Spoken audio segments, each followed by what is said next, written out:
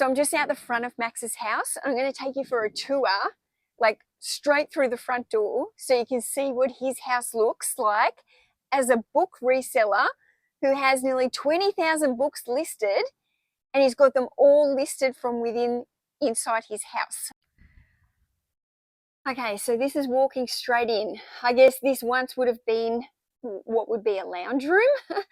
Okay, so Max has kind of made like a little L shape here, just with bookcases, because he's recently bought, and you can see it over here, he's recently bought this huge hall, beautiful hall of, you know, the Franklin Library. So he's got all these beautiful Franklin Library books, which are expensive books. I'll let Max tell you a bit about that. You see how all of these books have got the gorgeous gold leaf pages, and they're really heavy. Like there's so much weight in these books. Coming in over here, look at all these beautiful books. These are high-end books. I'll get Max to tell us how much some of these might be worth. Beautiful books. More over here. These. Right. Then he's got some big, now I noticed down here before, I was like, look at this big, beautiful book here, the Holy Scriptures. Okay, there's so many high quality books in here, guys. This is a totally different book model than my business, which relies on a lot of cheap bread and butter. Okay, all of these books are listed. They're not like a personal collection for him. All of these books are listed.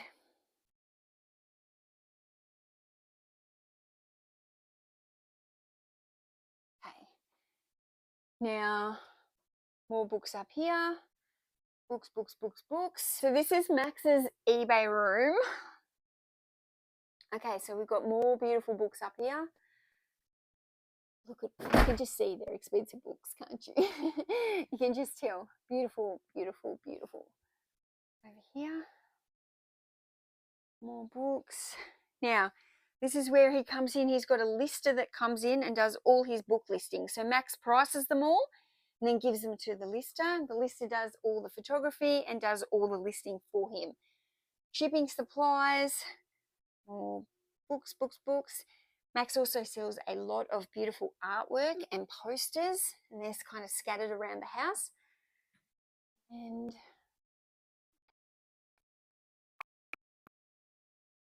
let's take you through. Look at all these folios. Amazing. Okay. So we're coming in here. So this is Max's house, guys. There's the kitchen. Just so you know, he does have a space to eat. These are his books that he's just priced. So all the details are on the little card inside them. These books are ready to go out to his lister, photographer and lister. Beautiful more. And over here.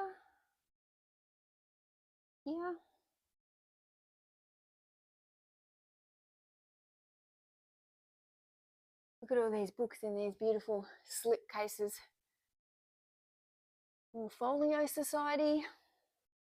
Wow. This one.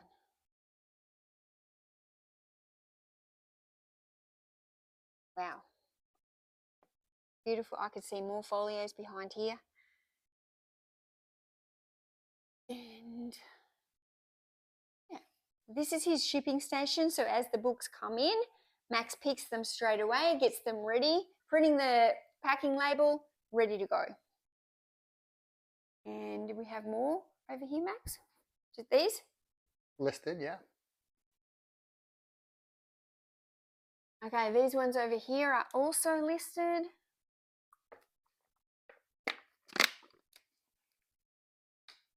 And that is your house. This is it. This is your desk. I work from the couch. This is where the magic happens. You don't get a sore back, no computer desk. There you go. Why work for a living, Mel? Let's talk books. Let's talk books. Guys, I want to introduce you to Max.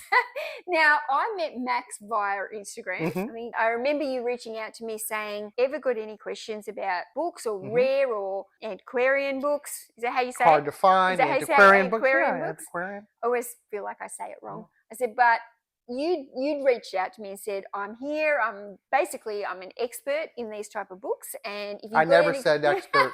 Don't believe a word she says. If you got any questions, then just let me know. You know, I sell books online, 98% on eBay, a little bit of Amazon, but not much. I specialize in the hard to find, rare, unique book market, and I've reached out and branched out in the past couple of years on trying to find the hard to find books that are being thrown away from the gaylords that Amazon sellers are scanning for barcodes. I prefer to work in the non-barcode realm. Yeah. The non-barcode realm, you think that's more profitable? Yes. Yeah. Yes. And the thing is, not volume wise, but per book. That's right. Yeah. When you're selling these rare collectible books, you're not really playing the volume game, are you? Like, I think you mentioned to me before, you're looking for the books listed on eBay where there's 5 or less of them that are listed. You don't want to be competing with the masses, with the Jamie Oliver with 500 books. Right. I mean, ultimately, I would like to have a book with no listings. Yeah. But 5 or under tells me a lot of stuff about a book. And, you know, I prefer the non-barcode market. I enjoy the research, and I enjoy selling the books and finding them new homes, whether they come from thrift stores or gaylords, or I buy someone's collection from an estate. I like getting the books into the new hands of the owners. There's a difference in America to Australia, and you guys do the big gaylords of books, and there's a lot more Amazon sellers here for books. Yes. Books are only just kind of becoming a thing on Amazon here in Australia, and Amazon in Australia hasn't taken off. It's nothing like Americans' Amazon. The thing I noticed the most about the American booksellers to the Australian booksellers is the Americans are very big on the scanning. So they go into the thrift stores, and sometimes it makes me want to cry when I see them because they're just scanning, bang, bang, bang, bang, and they're missing all the books that don't have barcodes on them. In a way, like, scanning is great for certain situations, but it's also a little bit of a lazy way to do reselling because you're not learning by eye which books are going to sell and which books are going to make you money. Right. But I feel like there must be so many American booksellers that are out there and they're missing out because they're only scanning. Right. Yeah. And so that's part of my business is reaching out to the Amazon sellers who don't either have time or maybe a limited knowledge of those types of books, and they want to enter a consignment agreement with me, and you know, I'll help them find the books out of the gaylords. Once they fill up a pallet or boxes, they'll send them to me, and I will list it for them. Yeah. And I have, you know, many consigners, probably over 70 at this time, but many consigners all across the country and Canada that I sell books for on a daily basis. And I would say that close to 50% of those books every day are gaylord finds. So 2-3 years ago, those books would have just been tossed out for recycling, and sometimes they're $100 books or they've been $1,000 books. I sold a $1,000 book 6 months ago that was in a gaylord, and we pulled it out and found it, and that made, you know, the consignor very happy. But I like the idea of saving these books that just because they don't have a barcode, they don't have to be hated on. Yep. So it's an interesting process. You're dealing with Amazon sellers all around the country, and they're picking books out, saving them aside until they've got a whole big pallet load to send you, and then they ship them here to you. Yes. Are you on the camera with these guys? Like, or do they send you photos and go, we've pulled these ones out. Right. Which one do you want in the gaylord that we're going to save for you, and the rest we'll recycle? Right. Great question. So the people who have their hands in the gaylords, those are the people I speak to, and I sort of have them go on my eBay site to look at what I list, to look at what I sell, sort of as minimal amount of homework, but just look at what do these books look like. What makes a vintage cookbook worth $100 and what makes a vintage cookbook worth only $3. So visually trying to understand the difference. I give them parameters of the type of categories I like, and so they will pull those books out, put them to the side, and then I'll go live with them. And we'll go one at a time. Yes, no, yes, no, yes, yes, no, And no. it's all by eye. You're not All by copying. eye. Yep. And sometimes I'll do a little research on the spot if I need to, like that cookbook I showed you earlier today. Um, but sometimes they'll just send me pictures of books stacked up on a table, or they'll send me pictures of books in a bookshelf. They'll take all those books that they think that I want or may want, they'll put them in a bookshelf, and I'll just look at the picture, enlarge it, see what it is, and I'll tell them which ones I want, and then they send them to me in my direction. It's amazing. Yeah. Well, like there's nothing better than a business where books are being sent to you and coming to you, and you know you can pick from the lounge room here. Yeah, it's a great way to save the books, number one, and to also help and teach the Amazon sellers about what a good, worthy, valuable book looks like. Are you not worried that by teaching them that information that they're going to go, oh, hold on a minute, we could list this? Some do, most don't. I like to work on a gentleman's agreement, and if I teach you something, let's keep the gentleman's agreement alive. Not always the case, but those are stories for another time. I mean, a lot of the time we as resellers, we get a bit paranoid that people are going to steal our business. But at the end of the day, most people get the information and then they never do the work. So, and a lot of these Amazon sellers, I'm presuming they don't want to deal with eBay. Well, eBay is a lot more time consuming. You and I both know that than Amazon. And most of the sellers that I work with, I think they're baffled sometimes by the price of some of these books, and they're amazed, and they're very happy with their monthly checks. And so the books just keep coming. The pictures just keep coming. The business has expanded from five consigners to over 70 in 18 months. And I can foresee this being 200, 300 consigners in a couple more years. A little bit of a bigger operation, but the same process, which is let's maximize the profit of these gaylords for you, the consigner, and let's make more money together. Yeah. So how many books does a gaylord actually fit into it, do you think? I would say the gaylords that I get are probably between 500 and 800 books. You're getting 500 to 800 of these books at a time, and how often hand-picked too? Don't forget they're hand. I've already seen them. They've already and I've agreed to them you don't have to cherry pick through that yet. I already know what they are. So, how often would you get like a whole gaylord of books? Because obviously they're saving them up, I'm presuming, over a few months. But if you're working with like 70 different people, I'm getting at least 2 gaylords a month. Okay. Every 2 weeks. That's amazing. It's amazing that we process them and get them listed, and Yeah. we sell them, and all the beautiful things that go along with that. So your job basically now is, because you've got a lister and you've got a shipper. So your job is you get all these books in, they come here to the house, and then you start sitting here on your comfy couch researching these books and pricing them, putting them in a pile to give to the lister. How long do you think you spend researching each of these books? Because that's one of the things I find.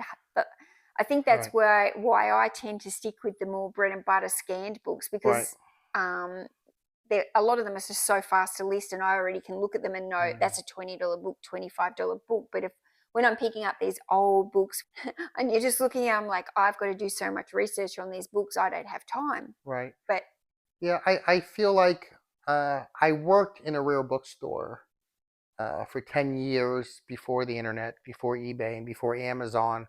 So I was handling all these types of books for a decade. Yeah. And so I went through tens of thousands of books, looking at them, pricing them back then. And so most books I've already seen, but I probably spend 2 hours a day researching the books that I don't know about. The research isn't that extensive unless it's a very rare book and you want to have to check all the points, especially if it's a first edition. Yeah. Most people think that just because a book states first edition, it's a first edition. Okay. And that's rarely the case. So where do you go to research these rare books if you can't find something on eBay? Okay, so that's a great question, Mel. Firstly, I would not use eBay for research. On any of your books? Okay. Unless it's a common and it's something like a Julia Child's book, cookbook that sells, 50 times a day, every day on eBay. You may want to just see what the going price is. But eBay only keeps their records for, I think, 90 days. So if a book sold 91 days ago, it's not going to show up on eBay. It will show up in Terapeak, but Okay, Terapeak will show 2 years. Right. So that's okay. So that's just another level to go Yes. into. So the two greatest sites that I use, one is WorthPoint.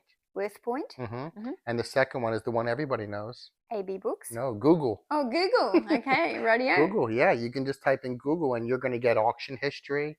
You're going to get price history. You're going to get all of the other booksellers, whether they're on A-Books or Biblio or Etsy. Amazon or Etsy or whatever, Macari, whatever market there is, those books tend to show up on Google. So, Google is great for book hunting because you're getting the historical information, and then you can choose which price you want to do based on that information. WorthPoint, do you need a subscription for that? You do. It's worth it. But if you're a bookseller? I think it's worth it if you're a reseller. Okay. I would not know how to advise someone reselling if they weren't part of WorthPoint. Interesting. Why would you not want to know a price history of an item you find at a garage sale that you have no information on? Yeah. Okay. Interesting. Yeah. You're selling a lot of these beautiful Franklin Library. Easton Press, Franklin Library. Easton Press, Franklin Library, Folio Society. They're beautiful books. Yep. They've got the gold leaf pages. You call them gold leaf? I will. Yep, you will. Gold edge, gold leaf.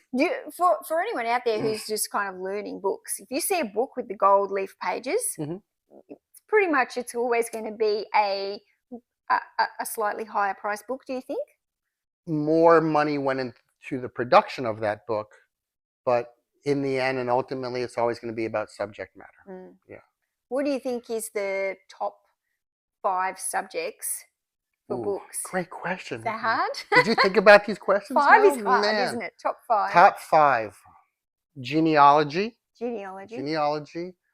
metaphysical, military history, art/photography/art history. And photography meaning like pictures of photographers, like fashion photography or fashion, not how to learn nude, how to use the Canon. But even Canon nude, camera. no, actual pictures of things. So it's books of the photography art. Yes, not yes. books Photography is art. That's right. Yes, not here's your Canon point and shoot, how to do it, or how to. Those books sell, but that's they're not the bread and butter. Yeah, that's not what we're talking about. That's a different market. Yeah. I mean, those art photography books, very hard to keep in stock. There seems to be a very big demand for those types of books. Usually they're coffee table books. They're just gorgeous to look at. And whether they're black and white photography or color, they sell very quickly. And then the fifth, I mean, you asked for top 5. I would say the leather bounds, the Easton Press and Franklin Library is one that I'm always after. That's why they're so heavy. They're leather. Yeah, they're leather, and they're also the classic works of literature, philosophy, and everything else. So they're just very dense books. They average about 5 pounds. Yeah, wow. Yeah. No free shipping on those, Mel. No free shipping. We just had a little chat before. Max doesn't do free shipping. I do free shipping. And Max doesn't do promoted listings either. No promoted listings. Well, this is the difference, isn't it? But like, you're selling these rare collectible books. And really, when you are selling something that's rare and collectible and there's fewer, like if there's only 5 of them listed on eBay, that's the first page anyway. You don't need to pay for promoted listings. If you're selling, I always compare Jamie Oliver cookbooks. If you're selling Jamie Oliver, there's 500, 1,000 of them listed. You've got to promote to basically get that seen, or it's just going to keep getting buried every day by the millions of new Jamie Oliver cookbooks are coming down. Or you sell it with buyer pays shipping and you just lower the price. Yeah. Yes. Until it sells. $5 book, plus postage. I'm working on it. I'm trying to convince her the other way. What do you think the average price of book is? You said you got 19,000 listed. For me, the average sale price or the average list price? Ooh. Average sale price. Average sale price is right now it's closer to $45. Wow. And the average list price is probably just under $25. Right. So average sale price $45. And you said what was the percentage that you said of those came from a Gaylord? I would say, about 30% of the 19,000 that I have in stock, 30% are from consigners. Doesn't mean Yep. they're all from Gaylords. Yep. There are one-man shows that I work with, and they're just sending me a box at a time, like the ones you saw this morning. Someone sent me 2 boxes from California. Um, they've been with me for a couple years, and I get a couple boxes a week from them. How do you get them to consign with you? Where do you find these Right. people? Do you put out flyers? Do Right. you obviously you've been doing this for a while, so some of it will Right. come from word of mouth between bookseller to bookseller. Yeah. When I first had this idea, Yep. I would watch YouTube videos, and the Amazon sellers that were making videos, they were always talking about duds, getting rid of their duds. And they never talked about, I never heard the word rare book or antiquarian book or hard to find. And what I realized is the duds were those books that I love to sell. And so when I first started, I had contacted some Amazon sellers blindly, explained who I was and what I did, and tried to convince them to give me a shot. And enough of them gave me a shot to where the business started to grow. I was still teaching high school at the time. And then the business just kept growing and growing. And then I would go on a podcast or two. And from that podcast, my phone would blow up and I'd get 10 more consigners and do another podcast and get 10 more consigners. So a point came where the business was too big. I didn't need to teach anymore. And I wanted to do this full time. And so then now I put a lot of my efforts into making those connections. Sometimes I'll still reach out to people blindly I may see on Instagram or YouTube. But a lot of people, I think I've established a name for myself now. And so somewhere along the line of people asking a question about old books, my name, I think, comes up now. Yep. And so I get a lot of messages on Facebook or Instagram or whatnot, and asking me questions. I get questions every day about books, but that doesn't mean I'm getting new consigners every day. Is it common for Americans to do consignment like this, or is this something that's quite unique to you that you found a gap in the market for and you chased? Well, all I did was become an auction house. I do exactly what Sotheby's or Christie's or auction or small mom and pop auction houses do. Good analogy. You take the product, you give it to them to sell for you, and they sell it. What I was concerned about, though, is I just had a very firm belief in myself that I wanted to get to these Gaylords that I could not see. I'm in Florida. I wanted to see these Gaylords in California. I wanted to see the Gaylords in Massachusetts. And I just knew they were throwing away good books. Yep. And sometimes, like I said, $100 books and $1,000 books. And I just knew I knew that was the path I wanted to go on once I retired from teaching, is making a name for my business on this end of the business of finding books that were going to get thrown away. When you see the picture and then the book comes to your doorstep, it's very exciting. I mean, I had a young man send me pictures 2 weeks ago of a set of 13 books. And as soon as he sent me the picture of them, they were in the back of his pickup truck. He just took a picture of the back of his pickup truck. I said, send them right away. And those books sold for $800 a week and a half later. From his back of his pickup truck to my eBay, sold overseas. 3 destinations in 10 days and $800. Amazing. It's just it's exciting to watch. The books that I saw when I came in, the Franklin Library, they're beautiful. Yep. Are they consignment books, or did you buy those at a haul?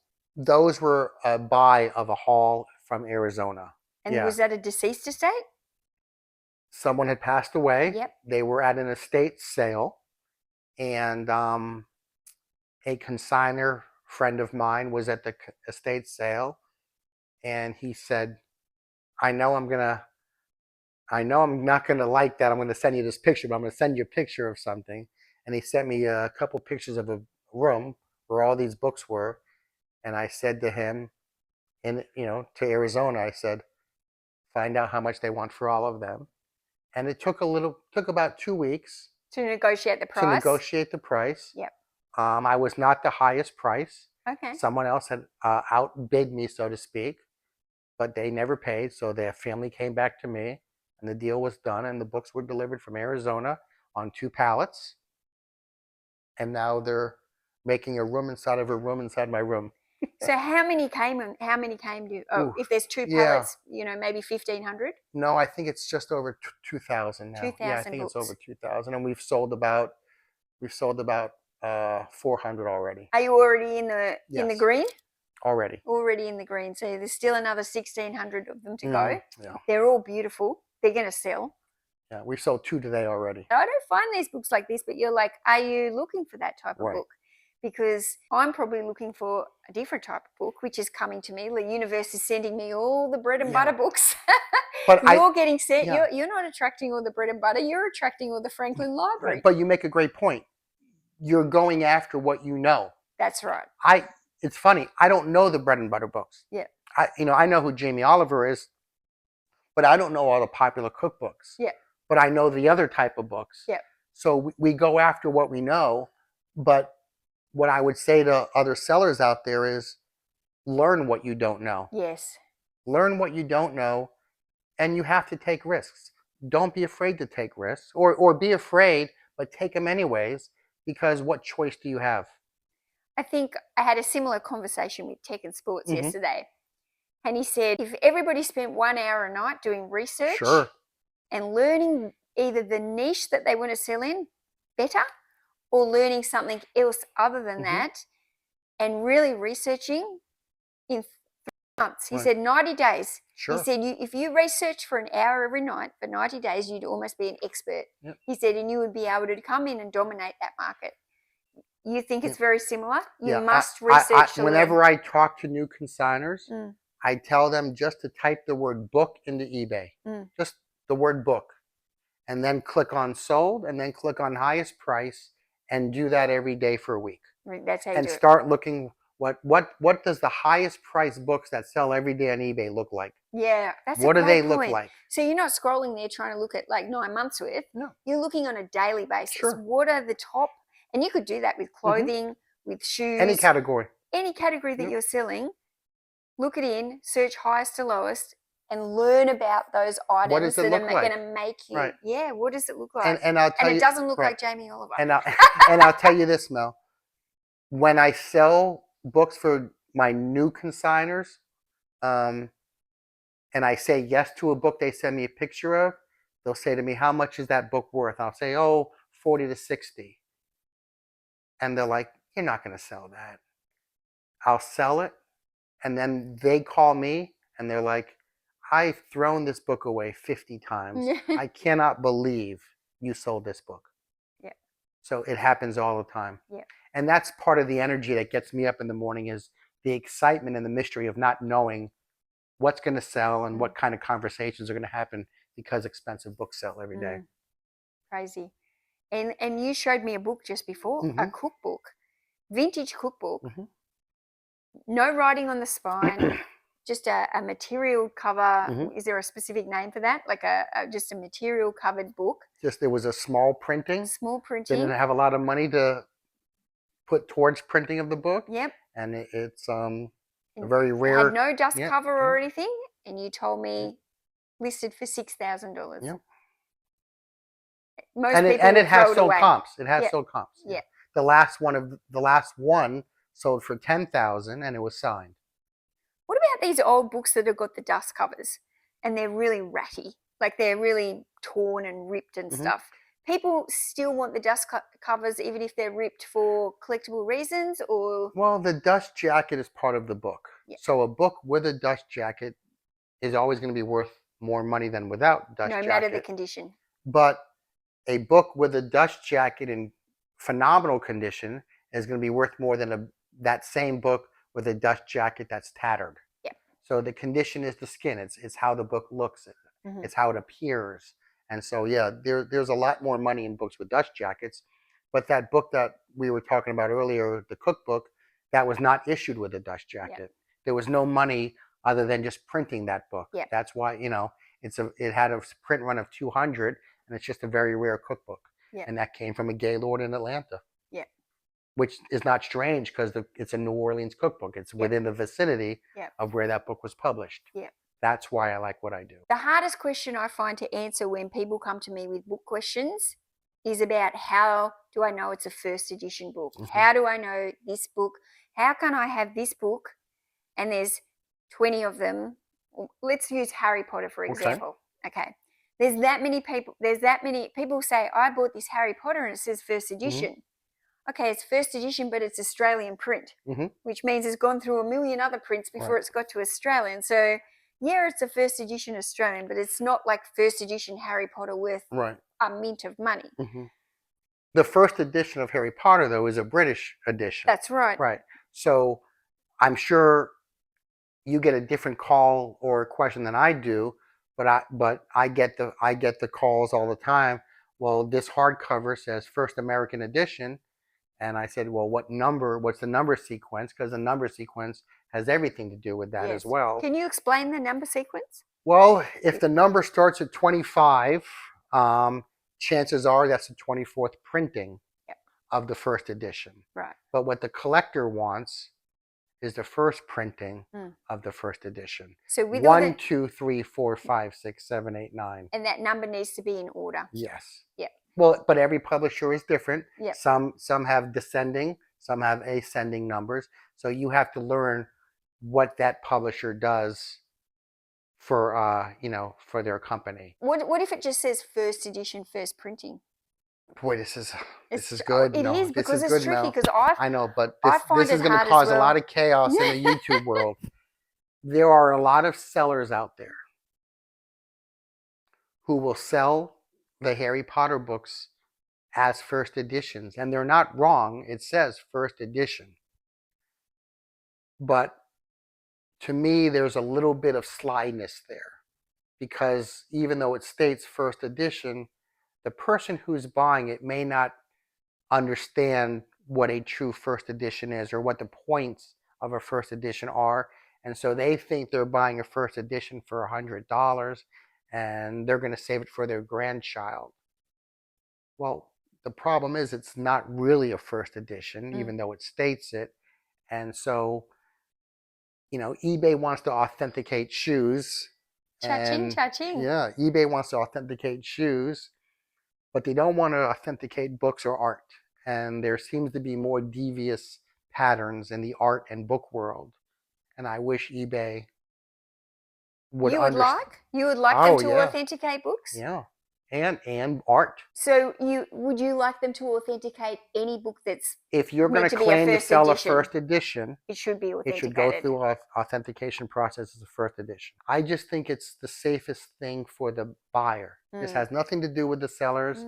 I'm just saying that the buyer, in my mind, thinks they're buying a real Harry Potter first edition set. Yep. All 7 or 8 volumes, and each one says first edition, but each one has a different number sequence in it too. Could be the 25th print. Right, but they think they're getting first edition. Yeah.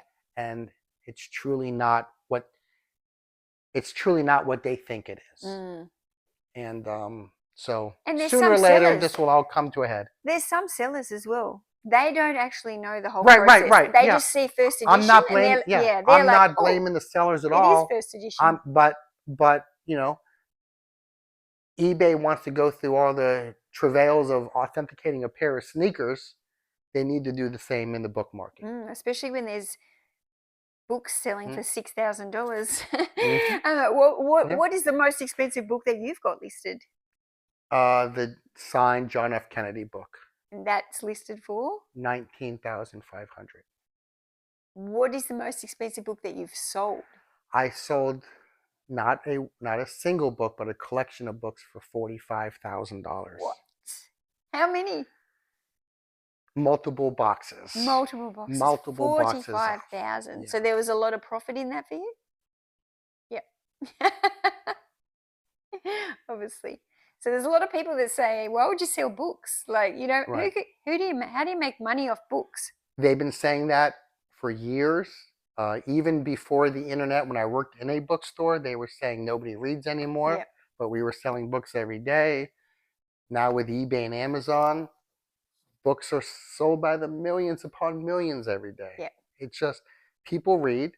Yep. And the beauty of eBay is it's a global market. Mm. Once you list a book on eBay, you have a global customer base to get that book to. And I've seen your numbers. Mm-hmm. You told me your numbers. I've seen them. Don't tell everybody, Mel. There's nothing to Don't. sniff about there. Let me just say, I wish I was doing those numbers. Mel really came down to get married to me, everybody. I'm sitting here starting to realize, I'm in the wrong part of the game doing this bread and butter Mel's stuff. moving to Florida. I need to be really upping my game at the books and looking for these. If she's honest, she'll tell you that I'm trying to help her. Yeah, yeah. I've given her some good ideas today. It is interesting when you look through the books in your bookcases, but very unusual topics. Sure. Do you think it seems to be the more unusual the book, the more it's going to be wanted. Always. You can look at that book and think, who would want that book on that weird topic? Somebody wants that book on that weird topic, and they will be prepared to pay for it. It was published at one time. Yeah. It was sold at one time. Yeah. It could have been sold in 1972 and published back then, or it could have been 1922. But the smaller the niche, the weirder the topic, the better the book. Yeah. I sold a book recently just about South American parrots. Yep. Animal books do well. Bird books do really well. But I would never sell a book that was titled All About Birds. But if you're going to show me a book that's South American parrots, I want that book. That's interesting. Yeah. So you wouldn't sell the book that's all about Australia, but you'd go, this small town in Australia that was a gold mine. Yes. You want that one. Or give me a genealogy book from Australia. Yep. I'll sell them for you, Mel. Yep. Send them my way. So it's almost about niching within the niche. The tighter the niche, the smaller the niche, the better the book. Yeah, and when I mean better, I mean it tends to have a higher price. Yeah, it's a higher price. That's actually a nugget of information for resellers to know. Like, it's not the book about all the birds. Right. It's the book about thing. It's like I find it with gardening books, let's say. The books on the orchids. Some of those books can sell for really good money because it's a specific topic. It's a specific flower. How to grow the orchid or whatever. Yeah. It's really interesting. Those are the type of things, and once you learn that, a specific topic on something, you apply that to when you go to the book sales, when you go to the thrift stores, you start looking for those types of subjects. That's right. And I've said it before on my channel, I sell a lot of books about Aboriginals and Aboriginal history. So when I see those books, and don't get me wrong, not all of them are worth the money, but if I see the books on that topic, I know that there's money within the topic. Right. But I would also think that a book about that history, the older the book, the better too. Yeah. And if you have pictures inside that book, that's got to be a beautiful type of book to sell. Let's talk a little bit about that. Some of these really old books, they have beautiful illustrations in them. Some of them look like the page has been torn out inside it, but they're actually cut that way, aren't they? Yeah. It can be deceiving for people who don't really understand. They're wondering if somebody has sliced a book out. But some of these really old books, when they have these beautiful pictures of these illustrations, there are these pages that kind of look like they're cut. Some of the books are worth a lot of money because of the illustrator. Yes. So if you see a book that's got beautiful illustrations, it's also worth Googling the illustrator. Oh, yes. Yeah, well, some of these books, if it's a book about plants or a book about birds or ornithology, some of these pictures are hand colored, right? So that makes it worth more money. Some of those pictures are what they call plates, and they're hand colored plates, and those plates are worth hundreds and hundreds of dollars. But people do collect illustrators. I think the one we were talking about earlier is Arthur Rackham, who did a lot of children's books, or N.C. Wyeth, who did Treasure Island and a lot of those kids' books. But so people collect the illustrators more than the book itself. You think they cut them out and frame They them? used to. Yeah. That has changed in the past 20 years. Yeah. But there was a time, definitely in the 80s, where people were buying those books, cutting all those plates out, framing them, and selling those that way. Yeah, I've So wondered about that. sometimes I'll find books that I think are going to be great when I see the spines, and then I open the book up and the plates are all missing. Yeah. Because they were ripped out. That's interesting, because I sold a little while ago. It was a very, very old book. It was on fairies. And fairy books can be worth a lot of money.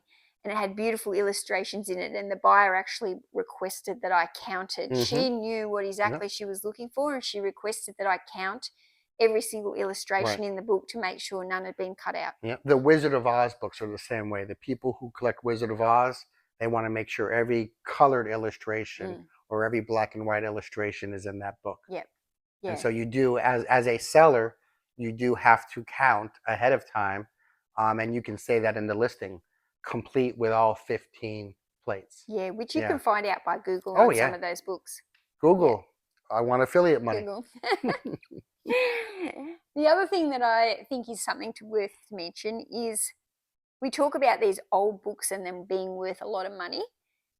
Not all old books are worth money just because they're old. How dare you? Yes. It's a common misconception, isn't it? Yeah. Common. It's a disease sometimes. Yeah. That's the number one question I get. I have a book from 1815. How much is it worth? Yeah. People, and I understand this, but people forget that before TV, the invention of television, and maybe the early years of radio, books were how families spent time together. Families would read together. So books were in all homes, whether they were affluent families or poor families. Books were always around, and books were published in the tens and 20s of thousands. And so a lot of these books, of course, have made it through time, but just because a book is old rarely does it make it valuable. Again, it's all about the subject. An 1874 Bible is not going to be worth as much money as an 1874 book on witches. You get me a book on witches from 1874, that's going to be a very expensive book. Yep. But I can find an 1874 Bible every week if I wanted to. Yep. Yep. Speaking about Bibles, they're a bit of a controversial topic, because a lot of people don't like to sell the Bible, which I understand and I respect. But the Bible is the number one selling book in the world, and I sell a lot of Bibles. Do you sell a lot of Bibles? I do. I sell a lot of older Bibles. I also sell Bibles. I'm looking for specific illustrators of Bibles. The number one illustrator that people like to collect is Gustave Doré, D-O-R-E. So if you can find a Bible with his illustrations, that's a very highly collectible book. But I have no problem selling Bibles. I know people don't like the selling of Bibles, but it makes me so sad when I find these beautiful old Bibles, leather family Bibles. They've got inscriptions inside them. And it makes me so sad to think that they've just been discarded along the line. And I know some people don't like selling them, but I actually really like rehoming them and finding that a new family home. Right. That's what we do. We save books. We save books from the rubbish pile. And like, even just on that little bit of the subject with inscriptions, books that have got inscriptions in them. Obviously, it's better if they don't have an inscription in it, but I don't really feel like it hinders it too much. Right. What are your thoughts on that? Well, if it's an older Bible, let's just say from the 1800s. Even if it's not a Bible, a book in general. No, it doesn't.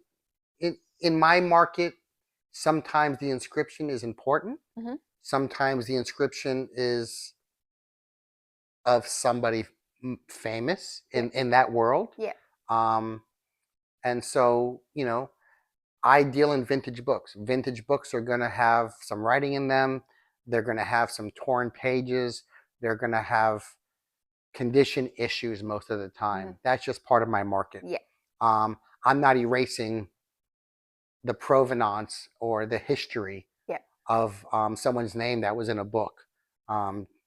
just to make it look better. I want that history to stay I like because that that's too. part of the life of the book. Oh, I like that Yeah, history. I've yeah. never, like, even when it's just like 2 Macs from Mum and Dad Sure. Christmas 1920. I mean, yeah, It is history. almost every vintage children's book I sell is from grandma or grandpa Yeah. to little Joey. Yeah.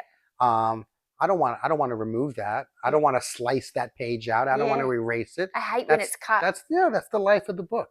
And you know, it might be worth a little bit less money. Yeah. But it's still a valuable book. I list every book either very good. Yeah. If something like a Franklin Library is mint, I'll say mint in the title. But I'll use the title to help me sell the book, and then I'll allow the pictures to show the condition of the book. Do you think having the condition of the book in the title is easier for the buyers to see when they're scrolling through? I'll tell you what, Mel. If you went on my eBay page and you typed in the words "slightly damaged," you would see that I probably sold over 300 books last year with the word "slightly damaged" in the title. I'm telling the person it's slightly damaged, and then they can look at the pictures and see what the damage is. But again, in my market, they want the book. Yeah. They want the book. Yep. The other thing we talked about before is like when you're titling your books, you title them a bit different than me. So I title mine in the way that eBay tells me to title them, like the eBay format, basically. Name of the book, author, hardcover book, then the topic. Boring, Mel. This is so boring. You were telling, you've kind of got a little bit of a different way of doing it. Couple different ways. Yeah, I like to use the subject matter at the beginning of the title. So if it's a book of World War II, then I'm gonna list the book World War II history, and then I'm gonna put the title. If the book is about, we'll go back to witches, I'm gonna call it Wiccan history. Yeah. If the book is an auction catalog, Sotheby's auction catalog, I'm gonna type the word auction catalog before Sotheby's and before what the sale is about. I'm just trying to hit on keywords when people are looking for books. And so if I just put the title in, as you do, then you're doing what everybody else is doing and not separating yourself as a seller. Yeah. I'm trying to separate myself. I wonder if, like, with the more common generic books, if you have to kind of be a little bit more Jamie Oliver, cookbook, blah, blah, blah. I wonder if it has to be a bit more like that way. But with these more rarer books, when people are going, I really want a book on military history, World War II, and then maybe they don't know the name of the actual book that they want, but you have keyworded that so strongly in the beginning as the topic. I wonder what the I don't know what it is, but it would be interesting to know how many people are searching by topic rather than by actual name of the book. But even if they type actual name and it will still come up, and 84 copies still come up, I challenge you, what is going to make your listing of those 84 stand out? And I understand what you're saying about bread and butter, but then if you have a Jamie Oliver cookbook in phenomenal condition, then why not state that in the title and make your title different than everybody else's? Yeah, I definitely can see the point of it. Of some of these older, less common, strange topics. Like I can definitely see that sometimes people would be just searching rather than that particular book, they're researching a particular topic. And when it is a topic that maybe we have to maybe think with our brains while we're listing this, like this military history, this is a topic that people are at. They might not necessarily know this about this specific book yet, but if they find the topic, if you don't have that topic in your they may just type in World War II books. That's right. And now the fact that I listed it with World War II in the title, I'm going to hit that keyword before, because World War II may not even be in the title of the book. That's right. It might be in item specifics, but it's not in the title. The fact that I have it in my title is going to get my book launched higher on the search bar. Yeah, I do try and put topics in it when I can, but it's normally towards the end. Right. But I should be maybe thinking it's probably more important to put the topic before hardcover You're going to book. steal all my ideas, Mel. You're going to steal them all. I'm going to steal them all. Yeah, it's definitely like it's interesting. I wouldn't mind experimenting with it. I feel like we're giving away some gold here. Max, it's clear that you are a wealth of knowledge. Okay. I'm so glad that I have made the contact with you so that if I need help on a book, I know straight away whose DMs I'm hitting up. So, like, I'm definitely coming away from my trip, you know, after just talking to Technsports yesterday and talking to you, and like just I know I've got to make my business more profitable, and it's really making me realize, like, not only do I have some systems in place that I've got to fix up in my own store, but you know, I'm possibly could be deemed one of these lazy resellers that's not out there researching enough. Like, I feel like I'm quite an expert on some of the books that I sell and the topics, but I need to learn more about some of these more unusual books, because it really does feel to me like the unusual books are the ones. Look, yours is cha-chinging like crazy. Cha-ching, cha-ching. Anyway, it's probably a $6,000 book. Cut. That'd be great. No, honestly, thank you. Honestly, I appreciate it so much, and I hope that you, like, some of the viewers here have got some value from that. I'm sure they have. Anybody who's interested in getting into books, you know, I get a lot of people that say to me, "Oh, the book market's so different in America. We can't sell books like you do for the same profit." That might be just on the bread and butter books. Right. There's a whole market out here of all these weird and unusual, strange topics, guys. Like, don't walk past them in the shops. Just because you don't know what it is doesn't mean you can't learn what it is. Yeah, and don't rely on the scam. scam. Don't rely on the scanners for the Americans. Yeah, I mean, I have nothing against scanning a barcode, but my whole point is, don't throw away the money that you might be throwing away because it doesn't have a barcode. Don't be afraid to learn. Don't be afraid to ask questions. And most importantly, don't be afraid to make more money, because that's what this is all about. Yeah. So good. Okay, guys, I hope you've learned a lot. Thank you so much to Max, not only for sitting down and chatting at me, taking me to Taco Bell And dinner tonight. Where are we going to my dinner? gosh, it's a surprise. We can't say yet. We're going near the beach. I think it's true American style, but maybe kind of. We're going to be eating near the Atlantic Ocean. We're going to be eating near the Atlantic. I'm excited. Excited. And the Taco Bell, like, it was pretty yummy. Don't be cheap, Mel. It was yummy. I wouldn't say the service was the best that I've seen in all the stores. Chick-fil-A was better service than the Taco Bell.